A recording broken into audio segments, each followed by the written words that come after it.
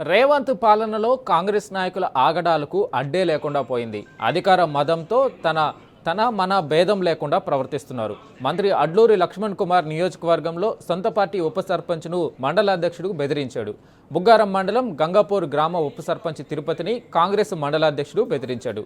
ఇక కాంగ్రెస్ ఉప సర్పంచ్ తిరుపతికి సీసీ రోడ్ల కాంట్రాక్టు కేటాయిస్తూ గ్రామ పంచాయతీ తీర్మానం చేసింది. ఆ కాంట్రాక్టును వదులుకోవాలని మండలాధ్యక్షుడు బెదిరింపులకు దిగాడు. ఇటీవల జీవన్ రెడ్డి రాజీనామా సభకు హాజరైనందుకే కక్ష కట్టి బెదిరిస్తున్నారని ఉప సర్పంచ్ తిరుపతి వాపోతున్నాడు. తనకు జరిగిన ఈ అన్యాయంపై జీవన్ రెడ్డి ముందు గోడు వెళ్లబోసుకున్నాడు ఉప సర్పంచ్ తిరుపతి. బుగ్గారం మండల్ గంగాపూర్ గ్రామ పంచాయతీ ఉప సర్పంచ్ నేను గుర్రపు తిరుపతిని. నాకు ఏదైతే కాంగ్రెస్ తరఫున శిశురోళ్ళు వచ్చినాయో వీటి గురించి నాకు తీర్మానం ఇవ్వడం జరిగింది.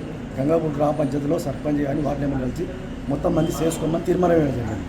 తీర్మానం ఇచ్చిన దాన్ని మండల అధ్యక్షుడు బుగ్గారం మండల అధ్యక్షుడు కలిసి నువ్వు ఎట్లా చేస్తావో చూస్తా, నువ్వు సబ్ కలెక్టర్ ఇచ్చినావు, నువ్వు ఏ రకంగా చేస్తావో చూస్తావు అని బేరియడం జరిగింది. మన జీవన్ రెడ్డి రాజీనామా చేసిన తెల్లాల్సి ఉంది, ఇవి అనుడు మంచి పద్ధతి కాదని నేను ఒకటి విక్రమించుకుంటాను.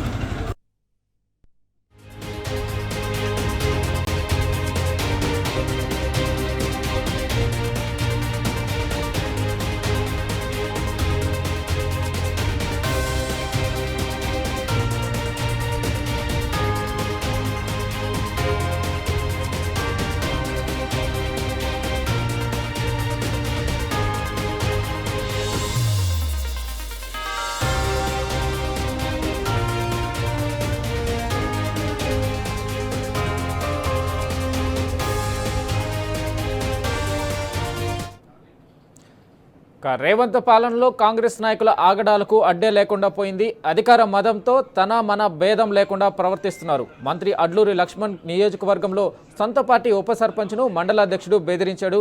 ఇక దీనిపై పూర్తి సమాచారం మా ప్రతినిధి సందీప్ అందిస్తారు. సందీప్, చెప్పండి, ఇక్కడ కాంగ్రెస్ పార్టీ నాయకులే కాంగ్రెస్ పార్టీ వాళ్ళని బెదిరించడం అక్కడ ఎలాంటి పరిణామాలకు దారితీస్తుంది? అంటే ఇక్కడ ధర్మపురి నియోజకవర్గం ఇటు అడ్లూరి లక్ష్మణ్ కుమార్ ఇక్కడ మంత్రిగా రాష్ట్ర వ్యాప్తంగా మంత్రిగా కొనసాగుతుండగా ధర్మపురి నియోజకవర్గానికి ఆయన ప్రాతినిధ్యం వహిస్తున్నారు. ఈ క్రమంలో మొన్న జీవన్ రెడ్డి రాజీనామా చేసిన విషయం తెలిసింది. దానికి సంబంధించి ఇప్పుడు ప్రస్తుతం మాట్లాడినటువంటి బుగ్గారము మండలం గంగాపూర్ ఉప సర్పంచ్ ఆయన గుర్రపు తిరుపతి కాంగ్రెస్ పార్టీలో నుంచే గెలిచి ఉప సర్పంచ్ గా ప్రస్తుతమైన విధులు నిర్వర్తిస్తున్నారు. అయితే 9 మంది వార్డు సభ్యులు ఏకగ్రీవంగా గ్రామ పంచాయతీకి వచ్చినటువంటి 10 లక్షల నిధులతో సీసీ రోడ్లు, డ్రైనేజీ నిర్మాణాలు చేపట్టాలంటూ ఆ బాధ్యత మొత్తం కూడా దానికి సంబంధించిన కాంట్రాక్టులు ఇతరికి తిరుపతికి అప్పగిస్తూ తీర్మానం కూడా గ్రామ పంచాయతీ చేసింది. అయితే జీవన్ రెడ్డి వద్దకు వెళ్ళాలన్నటువంటి ఒక ఏకైక కారణంతో మండల బుగ్గారం పార్టీ మండల అధ్యక్షుడు ఇతని పైన దురుసుగా ప్రవర్తిస్తూ ఫోన్లో ఇష్టానుసారం మాట్లాడారు.